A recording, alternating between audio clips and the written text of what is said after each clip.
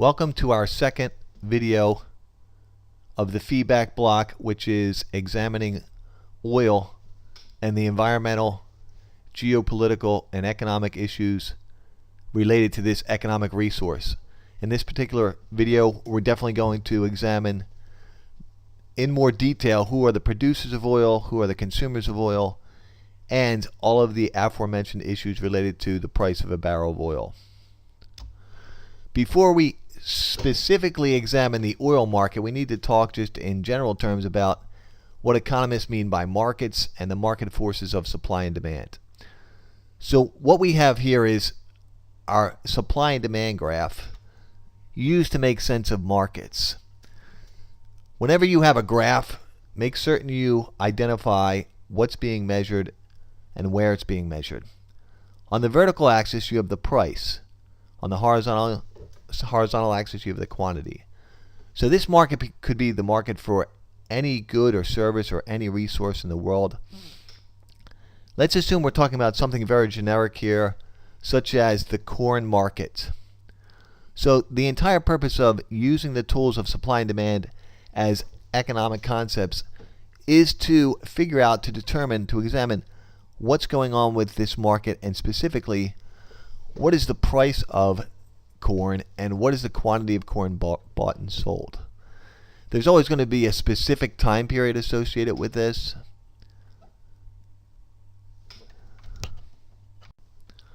Market tool. Therefore, let's assume that this particular supply and demand graph is examining the corn market for 1 week. So the time period is just a week. Now that we know that the vertical axis is measuring the price of a bushel of corn bought and sold, and the horizontal axis is measuring the quantity of bushels of corn bought and sold, and we know that this is the corn market for 1 week, let's talk more specifically about buyers and sellers. Let's look at the downward sloping green demand curve. The green downward sloping demand curve represents all of the buyers in the market. Who makes up the demand for corn? Households buy corn for a regular old consumption. The makers of livestock, feed for livestock, they buy corn because it's an important additive when you're trying to feed all of those livestock. High fructose corn syrup, large amounts of that are produced to make sweet treats. And finally, one you might not think of, ethanol is a corn-based fuel. So the producers of ethanol actually buy corn to convert into this bio-based fuel. Collectively, that makes up millions upon millions of buyers in the market. We call that the market demand for corn. So there is an inverse relationship between price and quantity demanded.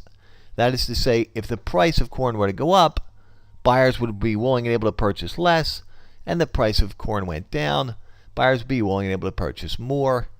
This should make pretty much common sense to you that price increases, quantity demanded decreases, and price decreases, quantity demanded will increase. How about the upward sloping supply curve?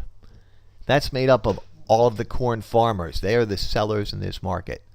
So thousands upon thousands of small, medium-sized, and large corn farms make up the supply of corn. If you see the dotted lines that bring the price and the quantity together, right in the middle of the graph we have this economic principle called equilibrium.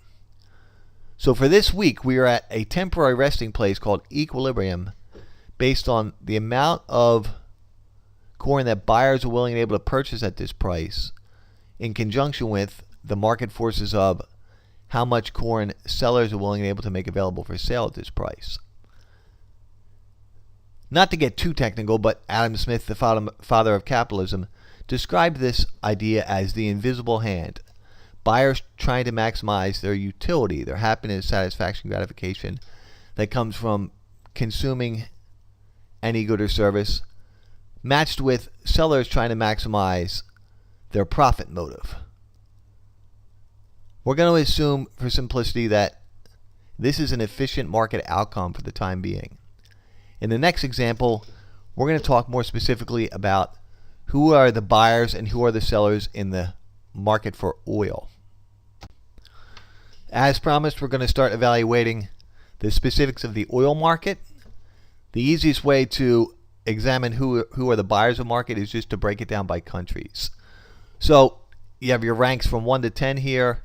You have your country or region, and then your oil consumption in the third column.